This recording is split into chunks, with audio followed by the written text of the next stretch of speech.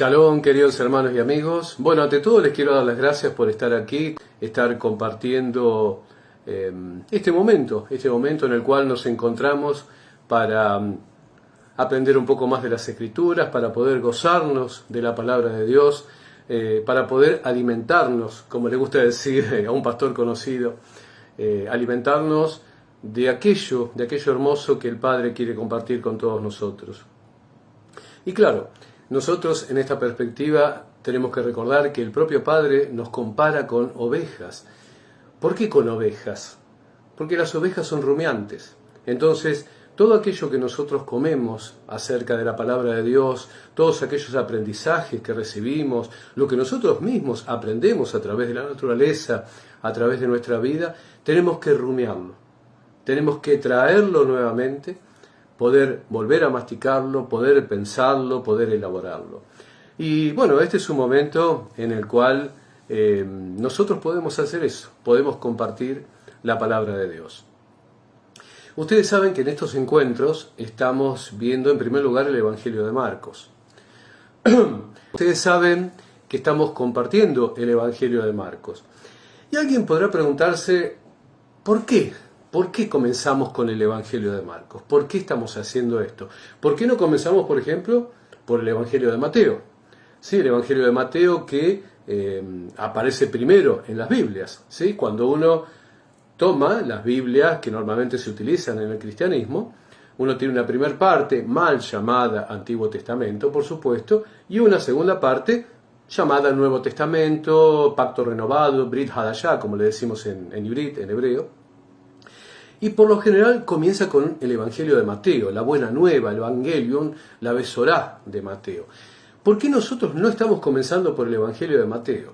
Bueno, me parece interesante en estos primeros momentos, antes de ir directamente a la palabra, momentos en los cuales me parece importante en este momento explicar por qué comenzamos por el Evangelio de Marcos. Bueno, no sé cuántos conocen la cuestión de los llamados evangelios sinópticos.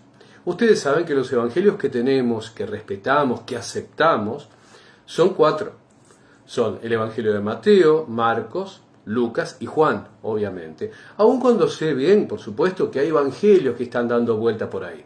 Bien, les voy a anticipar una pregunta, porque seguramente en algún momento a nuestro hermano Emiliano, a Carlos, a Elvio, a Ximena, a Andrea, a mí, va a venir alguien que nos pregunte, hermano, ¿sirve el Evangelio de Pedro? ¿Sirve el Evangelio de Felipe? ¿Sirve el Evangelio? Bueno, tengamos en claro esto.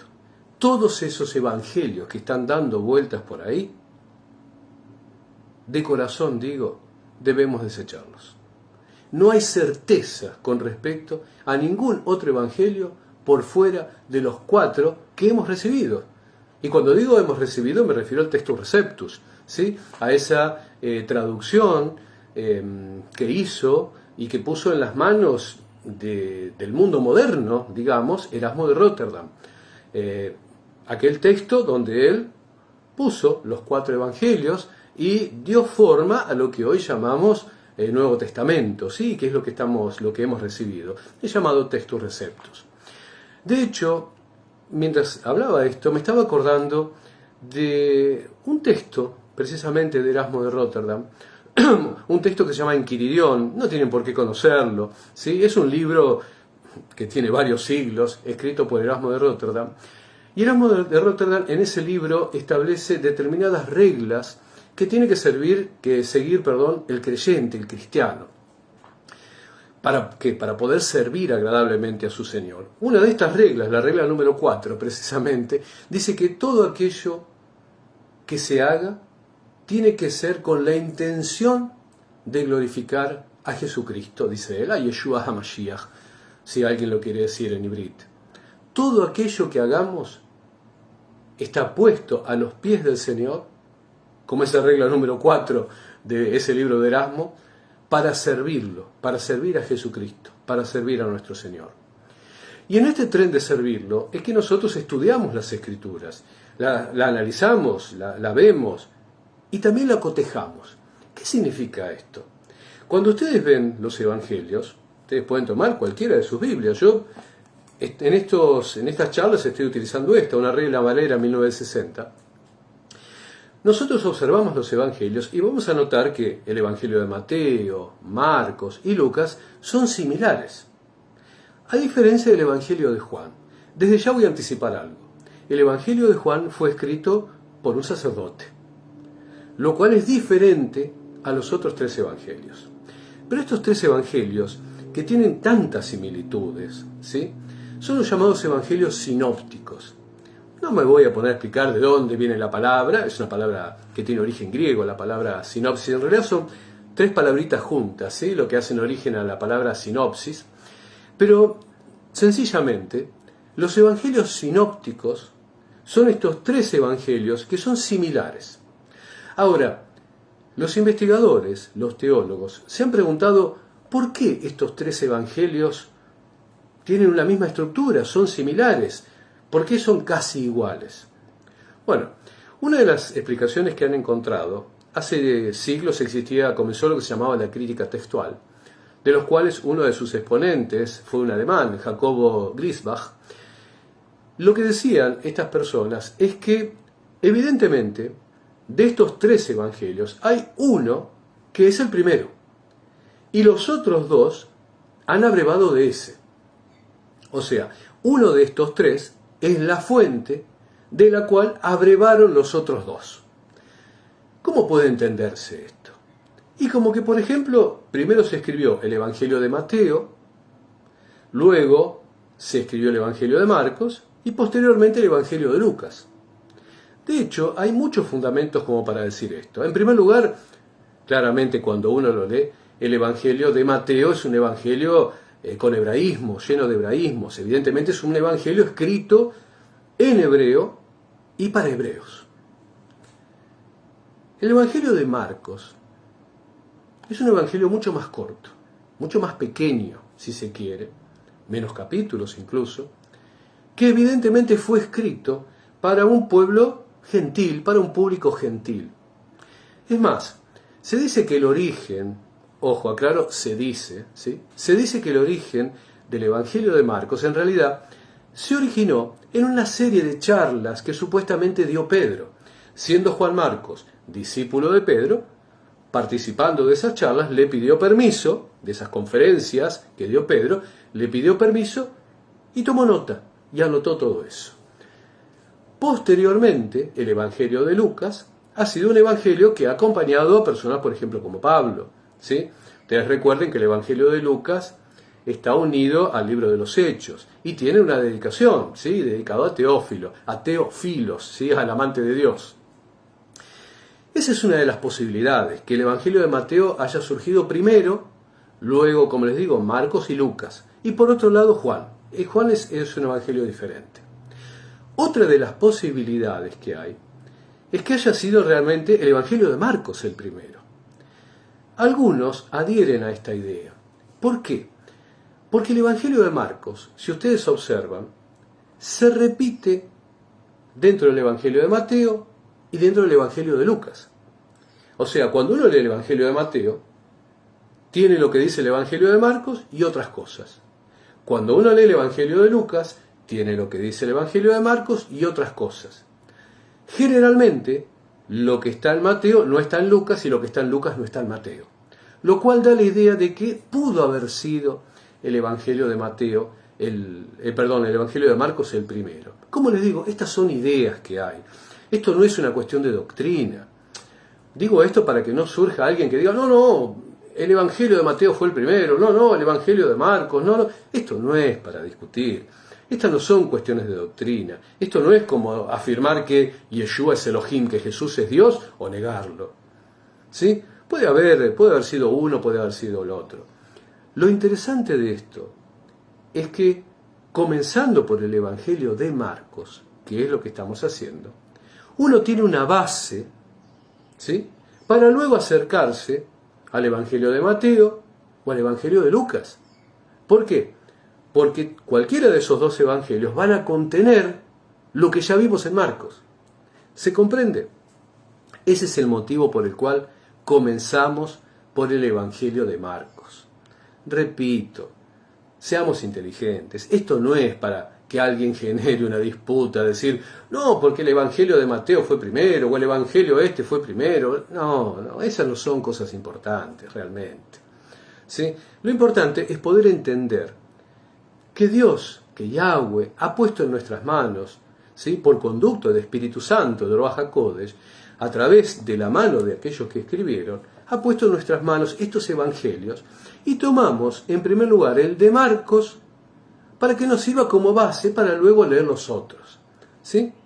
Bueno, ustedes saben que la semana anterior estuvimos hablando acerca del capítulo 11 del Evangelio de Marcos. Recordarán, en ese capítulo, al principio, cuando estuvimos hablando, ¿se acuerdan del burrito? ¿Sí? El pollino, como aparece en algunas traducciones. Cuando nuestro Señor ingresa triunfalmente, como dicen muchas versiones bíblicas, ingresa en Jerusalén, sentado sobre un pollino. ¿Se acuerdan ustedes, no? Él pasa, viniendo de Jericó, él pasa por dos aldeas, por Betfage y Betania. Pasa por el Monte de los Olivos y llega a Jerusalén. Entonces, en Marcos, capítulo 11, versículo 1, se nos ha hablado de al menos cuatro localidades, cuatro ubicaciones, perdón. Betfage, Betania, el Monte de los Olivos y Jerusalén. Vamos a ver cómo en lo que hoy vamos a leer, esto es muy importante. Y antes quiero hacer una aclaración. Estas dos aldeas o localidades cercanas a Jerusalén, me refiero a Betfage y a Betania, estas dos localidades eran localidades donde vivían sacerdotes, donde había familias sacerdotales. Y esto no es algo menor, esto es algo muy importante por lo que vamos a ver hoy en la Escritura.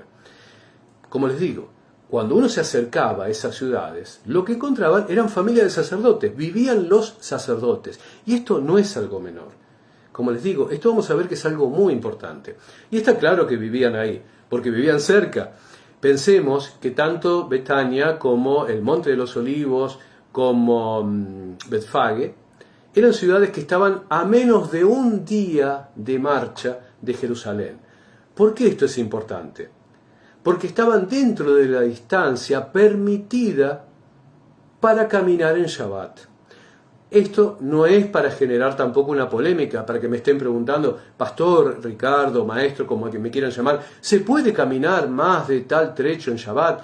Esto es algo que en algún momento lo podemos charlar, lo podemos conversar.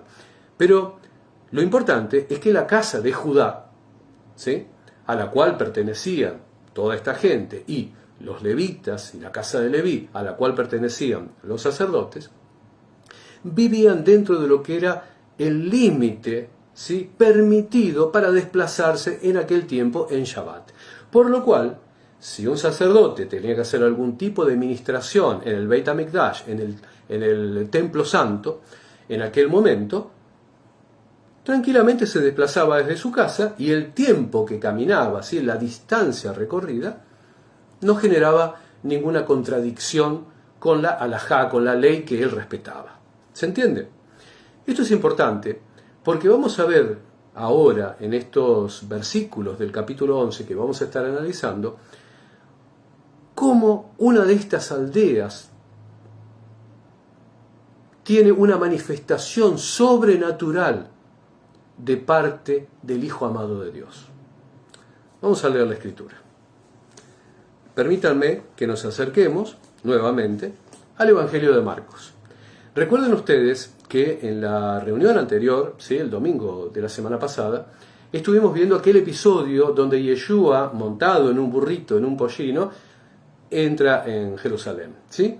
Recuerden ustedes que aquel episodio culmina cuando Yeshua mira a un lado y a otro, ¿sí?, tal cual es lo que recibimos incluso en griego. Él hace una mirada inquisitiva mirando todo lo que hay en el templo. Vamos a ver que esto es muy importante, esto no es algo secundario. Miren, a ver, vamos a dirigirnos a la Escritura. Observen ustedes que dice Marcos 11:11, ¿sí? Dice, y entró Yeshua en Jerusalén y en el templo, Y habiendo mirado alrededor todas las cosas, como ya anochecía, se fue a Betania con los 12. O sea, Yeshua hace esta mirada, que en realidad es una inspección. No voy a utilizar la terminología en otros idiomas, pero si a alguien le interesa, háganos la consulta en privado y le voy a explicar la palabra que utilizó el traductor, ¿sí?, para decirnos en el idioma griego, la palabra específica que se refiere a esto, a una mirada inquisitiva. ¿Sí? Él miró todo lo que había en el templo. ¿Y a dónde se fue? ¿Dónde pasó la noche? La pasó en Betania. Recuerden ustedes esto. Había 4 localidades que se nos nombran en Marcos 11:1. Se nos nombra Betania, se nos nombra Betfage, se nos nombra el Monte de los Olivos y se nos nombra Jerusalén. O sea, él se va a Betania. Salió de Jerusalén, se va a Betania. Obviamente que no va a dormir al Monte de los Olivos. ¿Sí? ¿Qué nos está quedando? Nos está quedando Betfage. Nos está quedando la otra aldea. Entonces, Marcos 11:12. Al día siguiente, cuando salieron de Betania, tuvo hambre. Y viendo de lejos una higuera que tenía hojas, fue a ver si tal vez hallaba en ella algo. Pero cuando llegó a ella, nada halló sino hojas, pues no era tiempo de higos. Entonces Yeshua dijo a la higuera: nunca jamás coma nadie fruto de ti. Y lo oyeron sus discípulos. Vinieron pues a Jerusalén, y entrando Yeshua en el templo, comenzó a echar fuera a los que vendían y compraban en el templo, y volcó las mesas de los cambistas y las sillas de los que vendían palomas. Y no consentía que nadie atravesase el templo llevando utensilio alguno. Y les enseñaba diciendo: ¿no está escrito, mi casa será llamada casa de oración para todas las naciones? Mas vosotros la habéis hecho cueva de ladrones. Y lo oyeron los escribas y los principales sacerdotes, y buscaban cómo matarle, porque le tenían miedo, por cuanto todo el pueblo estaba admirado de su doctrina. Pero al llegar la noche, Yeshua salió de la ciudad. Y pasando por la mañana, vieron que la higuera se había secado desde las raíces. Entonces Pedro, acordándose, le dijo: Maestro, mira la higuera que maldijiste, se ha secado. Seguramente ustedes han leído esto muchas veces y han escuchado comentarios acerca del no producir frutos, la higuera que no tenía frutos, la higuera estéril. Por supuesto, si han escuchado esos comentarios, están acertados, están bien encaminados. Lo que ocurre es que necesitamos profundizar en las Escrituras.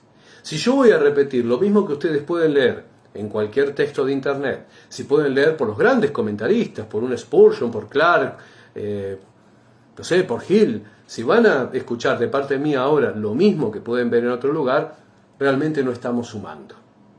Entonces, debemos buscar algo más que la Escritura nos está transmitiendo. Vamos a ver algo. Permítame leer nuevamente. Y entró Yeshua en Jerusalén y en el templo, y habiendo mirado alrededor todas las cosas, como ya anochecía, se fue a Betania con los 12. Nosotros vamos a encontrar que esta inspección que Yeshua hace de su lugar, del templo, donde se lo honraba a él porque él es Dios mismo, esta inspección que él hace genera algo. Genera que Yeshua tome la decisión de dar una sentencia. Observen ustedes que cuando él sale de Betania, tiene hambre. Y viendo de lejos una higuera que tenía hojas, fue a ver si tal vez hallaba en ella algo. Salió de Betania, no estamos hablando del Monte de los Olivos, no entró en Jerusalén. ¿Dónde estaba? Y evidentemente se está acercando a Betfage.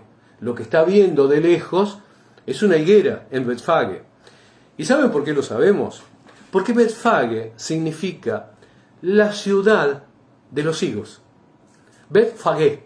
Bet es casa, Fage habla de los higos. ¿Sí? Así como Betania nos habla de la casa, el lugar, la aldea de las palmeras con dátiles.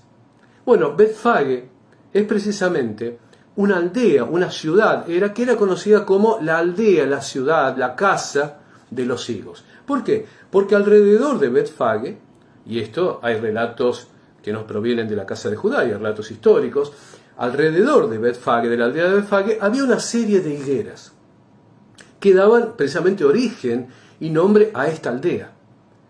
Cuando Yeshua sale de Betania y se acerca a Betfage, mira a la distancia estas higueras y ve una higuera hermosa, una higuera llena de hojas, una higuera esplendorosa, una higuera maravillosa, pero como ustedes bien saben, una higuera sin higos. Esta higuera está representando algo. Betfage, como les dije, que es la aldea, la casa de los higos, es precisamente una ciudad sacerdotal. Esta higuera lo que está representando es precisamente al sacerdocio levítico. En la higuera tenemos una representación del sacerdocio levítico. Recuerden ustedes que Yeshua, el día anterior, había hecho su inspección en el templo. ¿Y qué había visto?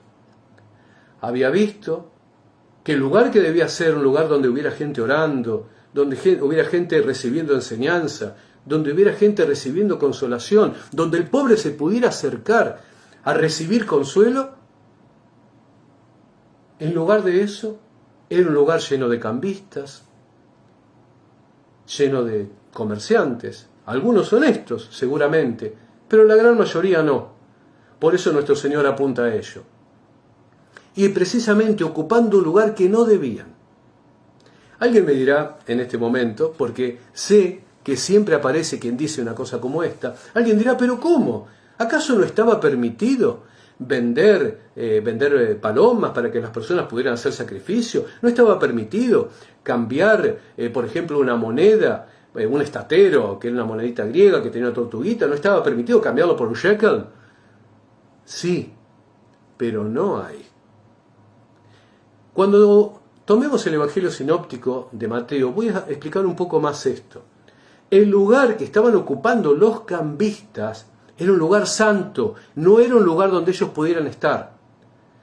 ¿Qué ocurre? Con las reformas que se habían hecho en el templo, en el Beit HaMikdash, una de las cosas que había ocurrido es que ese lugar, que originalmente debía ser un lugar para que se orara, para que se hicieran actividades sacerdotales, se le había permitido, por conducto de Herodes y algunos sacerdotes, se le había permitido a determinados comerciantes. Pero esto no era correcto, según las Escrituras. En ese lugar no podían estar. Por eso hay dos motivos por los cuales nuestro Señor Yeshua los expulsa, los echa. En primer lugar, porque no debían estar ahí. Pero en segundo lugar, por el fraude también que cometían. Y esto es algo que los propios escritores de la casa de Judá, los propios escritores del judaísmo reconocen. Hay muchos escritores a los cuales alguien puede acceder y ver esto, si quisiera analizarlo. Pero históricamente, como les digo, se sabe que habían entrado en corrupción. Ahora, yo me pregunto esto. Si yo tengo un lugar santo, un lugar donde debe haber pureza, imagínense ustedes un lugar de reunión, una iglesia, una iglesia. Imagínense que yo permito que venga gente ahí adentro a hacer tratos comerciales, a engañar. ¿Quién es el responsable de eso? Obviamente que el responsable es el pastor. Obviamente que el responsable en aquel momento es el sacerdote. Y es también el escriba, que tenía el deber de tomar cuenta y de tomar nota de todo esto. Entonces, ¿por qué los sacerdotes no habían tomado realmente las cartas en el asunto? ¿Por qué los sacerdotes no hacían lo que debían hacer? Porque eran corruptos. Porque sus bolsillitos se estaban llenando con eso. Porque cuando el cambista cambiaba un dracma, un estatero, ¿sí?, por el shekel, había un vuelto, como decimos en Argentina. Detrás de eso había corrupción. Y yo les digo algo, en estos tiempos todos lo vemos también a esto. ¿Cuántos sacerdotes, y debo decir por desgracia también, cuántos pastores hay acercados al poder porque pueden obtener algo? Porque pueden tener un rédito del Estado, porque pueden tener una ayuda, porque pueden tener algo para la iglesia. ¿Y cuántos hay acercados a poderosos que realmente no están en los caminos de Dios? Pero no importa, porque al darle el dinero al pastor, ese dinero se purifica. O cuando este dinero en la iglesia, como se escucha de la iglesia católica, cuando el dinero entró ahí, se hace puro. Qué cosa increíble, ¿verdad? Qué cosa que termina sorprendiendo. Pero esto no es nuevo. En aquel momento, en el Beit HaMikdash, en la casa de los santos, esto también ocurría. Nuestro Señor Yeshua, como vimos en el versículo 11, Marcos 11:11, hace una inspección. ¿Por qué? ¿Acaso Él no es Dios? ¿Él no sabía lo que ocurría? Sí, pero es preciso que también Él, en la persona de hombre, siendo Dios y siendo hombre, como hombre, también debía ver eso. Ahí tenemos un doble testimonio, testimonio de Él como Dios y testimonio de Él como hombre. Él como hombre debía observar eso, debía estar ahí, aun cuando lo supiera. Entonces nuestro Señor Yeshua observa eso y como anochecía se va a Betania. Al otro día se produce este símbolo. Cuando Él se acerca a Betfage, a esta aldea de los higos, que es una representación del sacerdocio levítico. La higuera, para que se entienda, la higuera es una representación del sacerdocio levítico. Esa higuera era maravillosa, si uno la veía de lejos, unas hojas hermosas, me imagino, un sicómoro inmenso, hermoso. Me imagino lo que sería, unas ramas espléndidas. Fíjense que en el Evangelio se nos dice eso, llena de hojas, unas hojas verdes, hermosas, como los sacerdotes, bien vestidos, bien acomodados, con buenos autos en nuestra época, con buenas cuentas bancarias, con buenas casas que no se llueven, con buenas casas que no tienen humedad. En esa época, estos sacerdotes vivían como príncipes, como reyes. Y claro, también vivían ¿de qué? De los cambistas, de los que vendían palomitas, de los que hacían negocios. Por eso nuestro Señor Yeshua, en esa higuera, en Betfage, está representando el sacerdocio levítico. Se acerca porque tiene hambre. ¿Observaron eso que lo hemos visto en la Escritura? Ustedes lo pueden leer por su cuenta. Dios tiene hambre. ¿Cómo Dios tiene hambre? Sí, Él tiene hambre. ¿Hambre de qué? Hambre de almas. Hambre de frutos. ¿Cuáles son los frutos del real sacerdocio? Las almas. Personas que antes tenían una vida entregada al pecado y que hoy tengan una vida al servicio de nuestro Dios.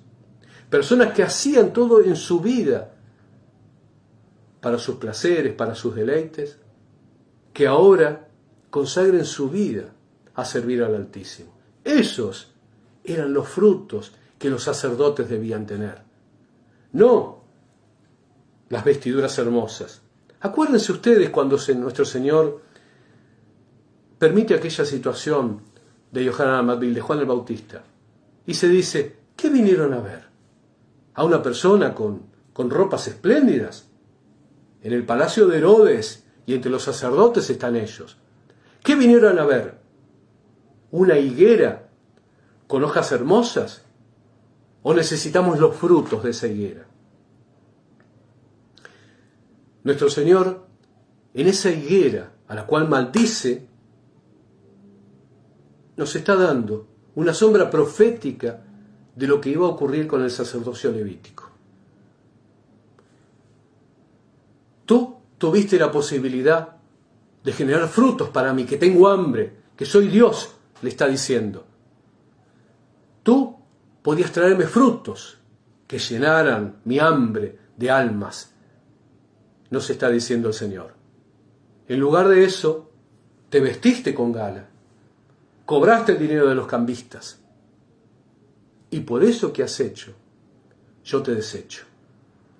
Observen ustedes que el profeta Joel ya nos hablaba de algo similar.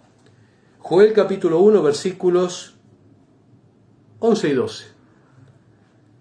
Confundíos labradores, gemid viñeros por el trigo y la cebada, porque se perdió la mies del campo. La vid está seca y pereció la higuera. ¿Escucharon? Pereció la higuera. El granado, también la palmera y el manzano, todos los árboles del campo se secaron, por lo cual se extinguió el gozo de los hijos de los hombres. Ceñíos y lamentad, sacerdotes, gemid, ministros del altar. Venid, dormid en cilicio, ministros de mi Dios, porque quitada es de la casa de vuestro Elohim la ofrenda y la libación. El derecho que los sacerdotes tenían, esa parte que podían compartir de la gloria del Padre, les es quitada. El sacerdocio levítico a partir de ese momento es maldito, y esto se termina de desarrollar cuando el sumo sacerdote rasga sus vestiduras, lo cual veremos más adelante. Queridos hermanos, esta palabra que nos está hablando acerca de un sacerdocio corrupto o inútil, esta palabra tiene vigencia en la actualidad. No hablo de que un pastor no pueda tener vehículo, pueda tener viajes, pueda tener una buena casa, pueda tener una buena cuenta bancaria. Por supuesto, ¿por qué no? Que algunos no la tengan no significa que otros no la puedan tener. ¿Cuál es el punto en esto? Los frutos. Nuestro Dios, nuestro Señor Yeshua, Señor y Dios, tiene hambre. Se está acercando a la higuera buscando esos frutos. No es necesario que alguien convierta, permítame que lo diga de esta forma, 100.000 almas. No es necesario que se haga una campaña y 20.000 acepten a Cristo. Basta con que esta higuera, que son las diferentes congregaciones, den los frutos necesarios. ¿Por qué? Porque ellos se multiplican. Porque un higo tiene el potencial para miles de higos más. Seguramente muchos de los que están escuchando aquí, y estoy viendo incluso entre las personas que están participando, un pastor muy querido de Chile, al quien va mi afecto, al pastor Hugo, pastores como este, que se encuentran con las manos puestas en el arado. Hay grandes hombres de Dios que están sirviendo al Señor. Hermanos, el sacerdocio levítico quedó atrás, quedó reemplazado. Recuerden lo que nos dice Pedro en su carta. Nosotros, aquellos que siguen a Yeshua y guardan los mandamientos, son el real sacerdocio. Que nuestro Señor Yeshua, en su pronta venida, nos encuentre con las manos en el arado y generando esos frutos, esas almas, esas vidas consagradas a Dios que Él está buscando como el alimento. Mi nombre es Ricardo, este es un vivo para las congregaciones nazarenas y para todos aquellos hermanos que nos siguen.